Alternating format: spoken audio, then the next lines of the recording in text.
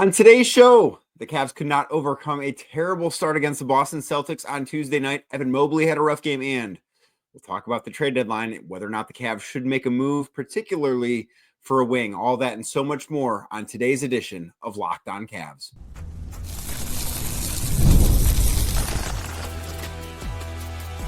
You are Locked On Cavs, your daily Cleveland Cavaliers podcast. Part of the Locked On Podcast Network, your team every day. What's up, everybody? My name is Danny Cunningham. You might know me from my time covering the Cleveland Cavaliers, places like 92.3 The Fan, my Substack, The Inside Shot, Cleveland Magazine, and a number of other stops along the way. I want to say thank you to you for making Locked On Cavs your first listen today and every day. You can find the show anywhere you get your podcasts, Apple, Spotify, anywhere else. Drop us a 5-star rating. Leave us a nice review. Be a friend. Tell a friend about Locked On Cavs. Make sure you're subscribed. Make sure a friend is subscribed as well. And if you're watching on YouTube, do me a favor. Hit that thumbs up button for me. Click subscribe. Hit that notification bell so you don't miss the latest Locked On Cavs content. A proud part of the Locked On Podcast Network, your team every day. Today's episode, of course, sponsored by Game Time. Download the Game Time app, create an account, use code LOCKEDONNBA for $20 off your first purchase. Again, code LOCKEDONNBA for $20 off your first purchase with Game Time. Cleveland Cavaliers lose to the Boston Celtics on Tuesday night on national television at home, 112-105. There's a lot to unpack from this game.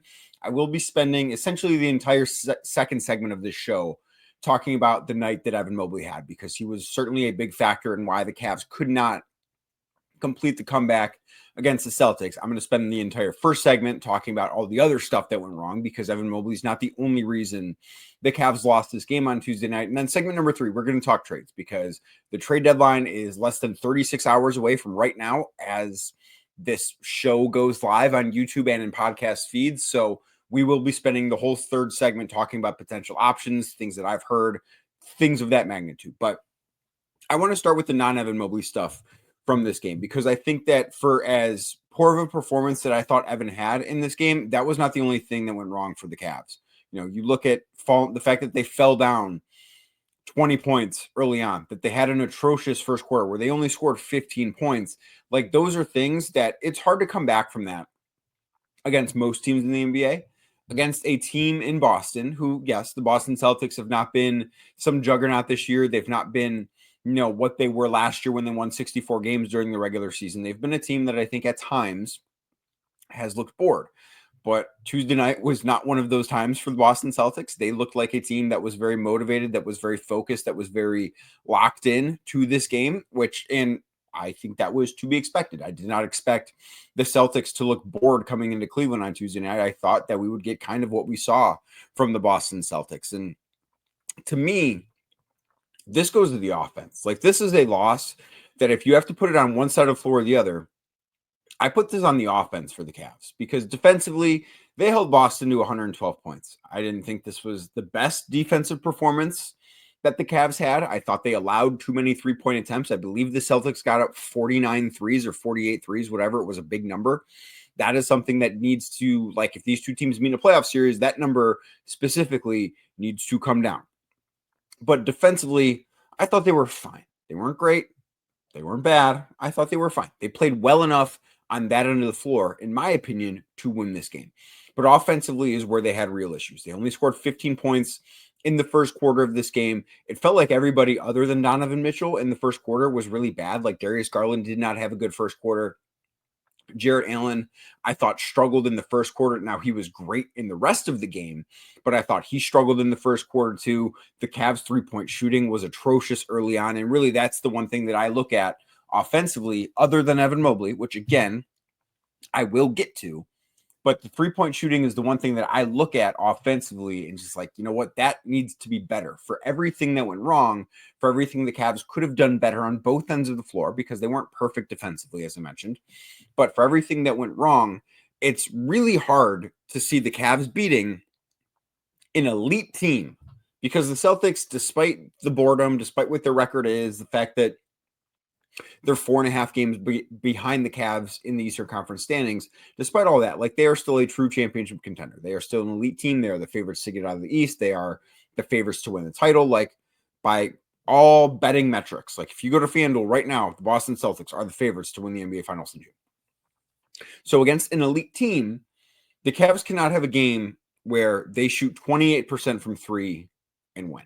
Like, that's just not going to happen. And this is not the Cavs are too reliant on three-pointer discussion. Like, that is not this.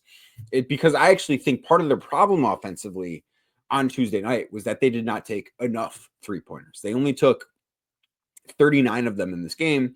And I think that the Celtics deserve certainly some credit for forcing the Cavs into taking different looks. And I thought that Kristaps Porzingis, particularly near the rim, was awesome as a defender in this game. And that certainly contributed to the Cavs being poor offensively. But they're not going to win games against really good teams when they shoot that kind of percentage from beyond the arc. When they shoot, I even think that kind of volume. Like, I just think that in this type of game, that is too low of a volume. Because Boston didn't shoot the ball all that well either.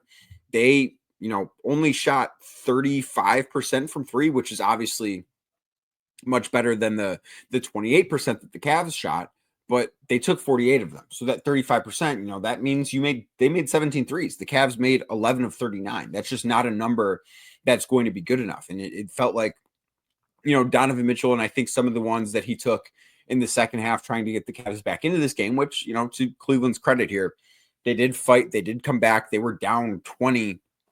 I think that, 20 was their largest deficit.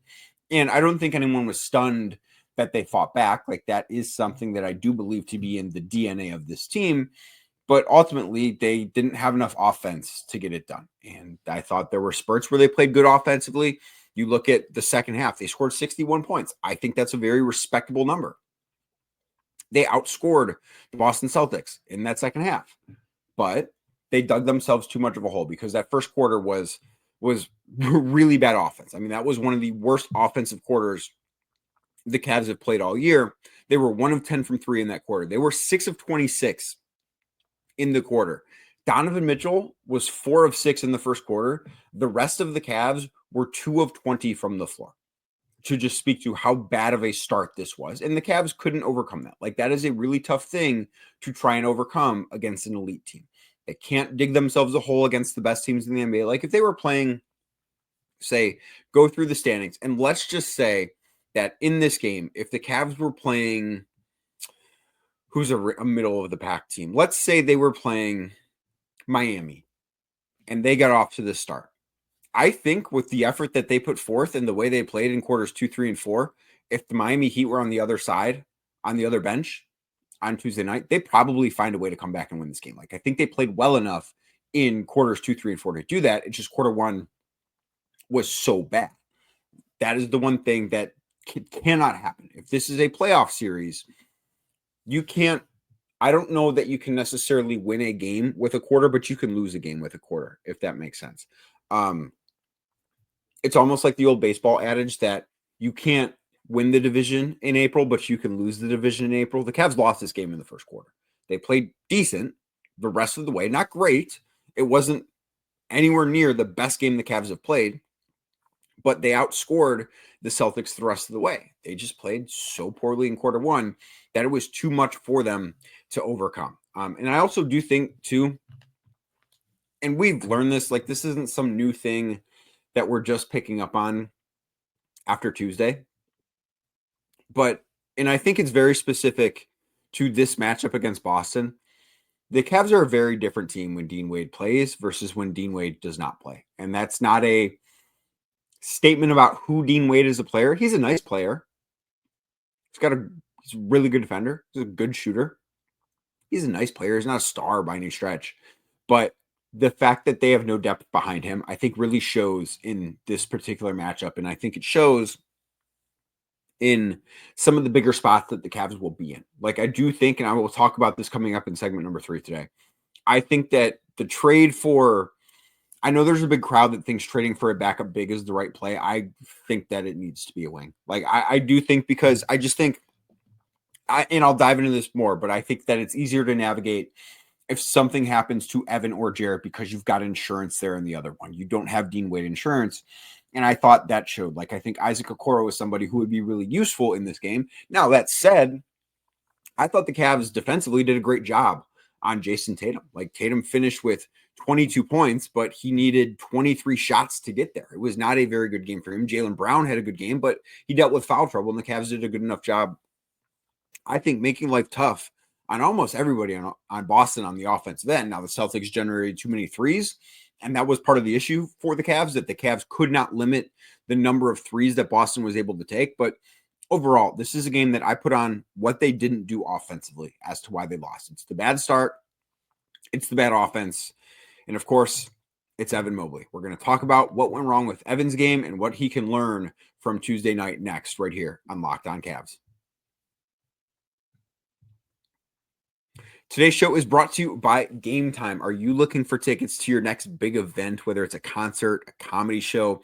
Maybe it's a game. Maybe it's a basketball game. Maybe it's a football game that could be taking place this weekend. I don't know what it is, but I do know that finding the right ticket at the right price can be a headache. We don't want headaches. I had a headache earlier tonight. It's not fun. I don't want you to have a headache either. So with Game Time Picks, it has never been easier. Let me tell you how Game Time Picks works. With Game Time Picks, the app does all the hard work for you, curates the best deals so that you don't have to waste time searching through endless ticket listings. Like if you want to go to a popular event, you bet there's going to be a lot of tickets available, but Game Time Picks is only going to show you the best deal. Plus, they've got the seat view feature where maybe you're going to be in a new venue. Maybe it's an arena you haven't been to before. Maybe it's a concert hall you've never been to. I don't know what you want to go to, but maybe it's your first time there and you're unfamiliar with the terrain. And you say, hey, before I buy this ticket, I want to know what my view is going to look like. With Game Time, you can do that. Plus, the best part with Game Time, you're covered with their lowest price guarantee. If you find a better deal somewhere else, they will refund 110% of the difference. Plus, your tickets are guaranteed to be delivered on time with easy cancellation options if something comes up. So take the guesswork out of buying tickets with Game Time. Download the Game Time app, create an account, and use code LOCKEDONNBA. That is LOCKEDON NBA for $20 off your first purchase. Terms do apply. Again, create an account, redeem code LOCKEDONNBA.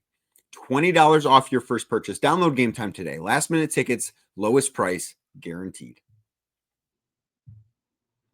Thank you again for making Locked On Cavs your first listen today and every day. Like I said earlier, if you're finding the show anywhere you get your podcast, make sure you subscribe, drop us a 5-star rating, leave us a nice review as well.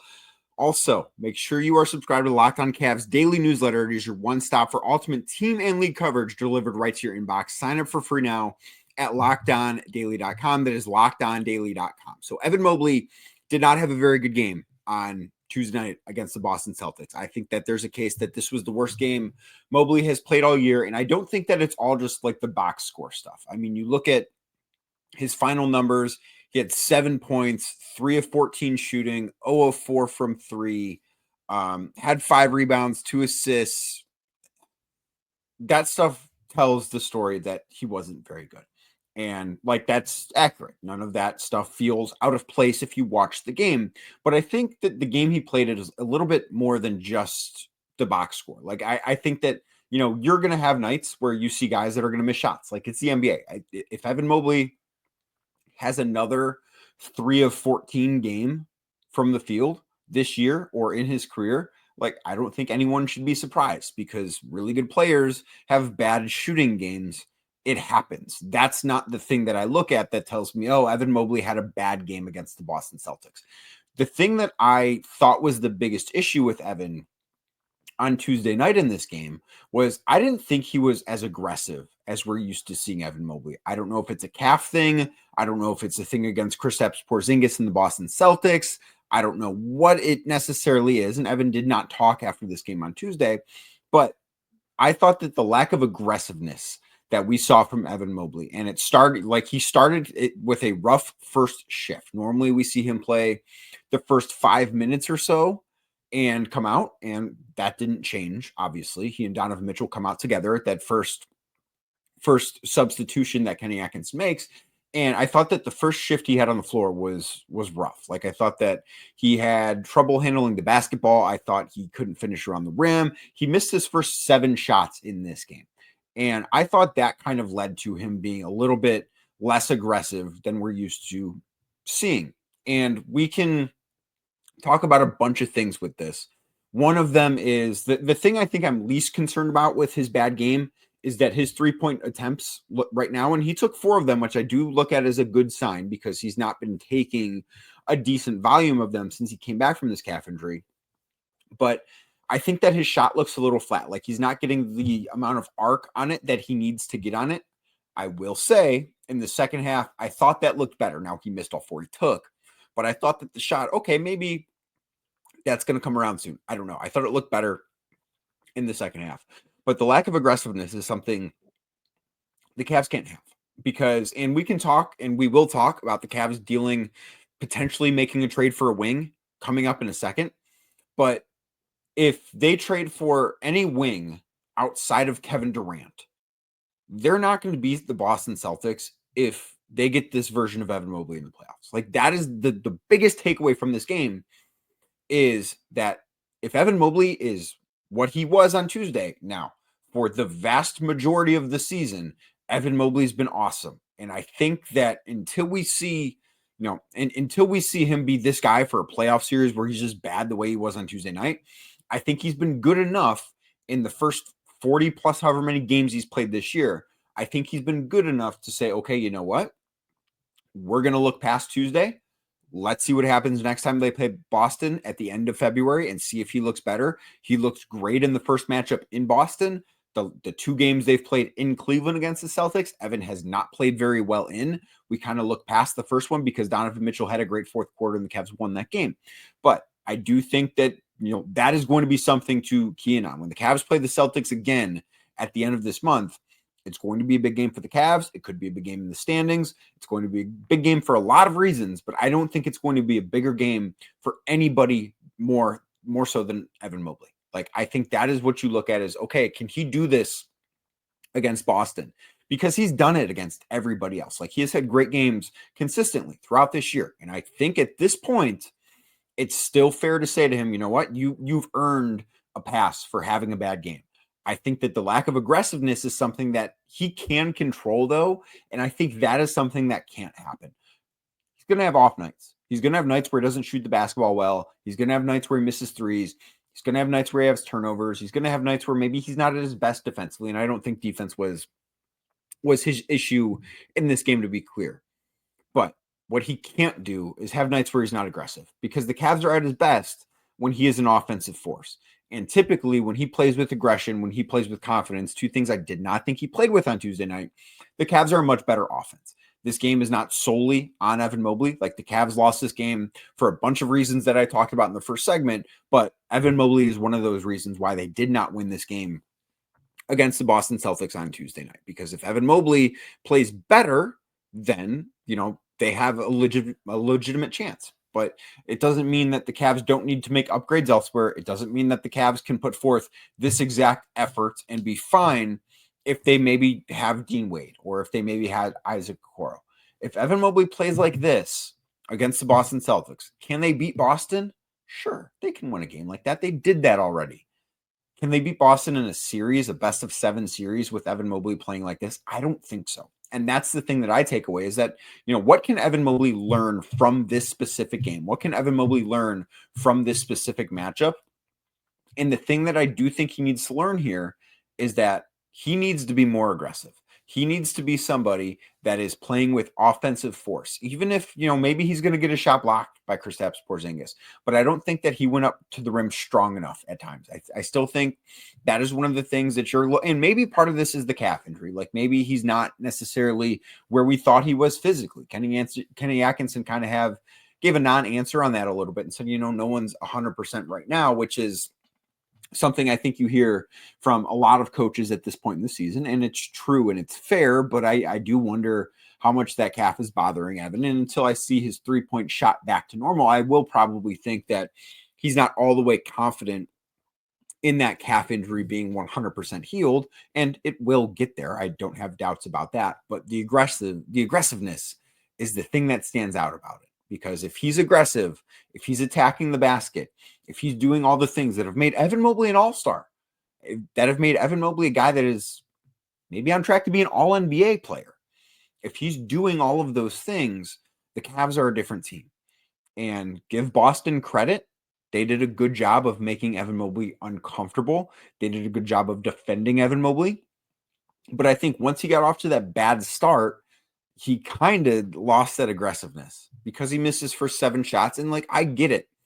If you miss 7 straight shots, you're going to get a little timid. You're going to be a little concerned. I totally get that, but that can't happen for the Cavs to be at their best. The Cavs were not at their best in this game on Tuesday, and I think that Evan Mobley's lack of aggression served as a big reason why. Maybe the next time the Cavs play the Celtics, Evan has a great game. Maybe the next time the Cavs play the Celtics, Evan doesn't have a good game. But in either of those scenarios, if he is a more aggressive player than he was on Tuesday night, I think you should feel better about it. But until we see that, I do understand the concern in this matchup because this is 2 straight games. He's not played well against Boston.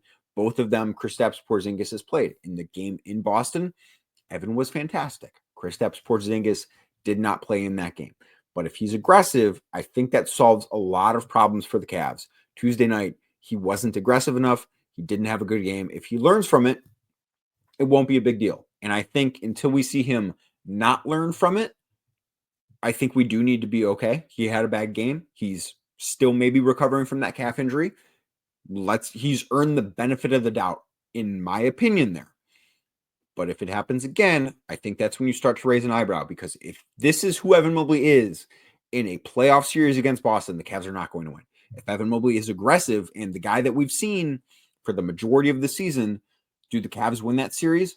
I don't know, but I think you feel a lot better about their chances than if he's the guy that showed up on Tuesday night. Okay, let's talk trades, because the deadline it's about midnight on Tuesday into Wednesday right now as I record this.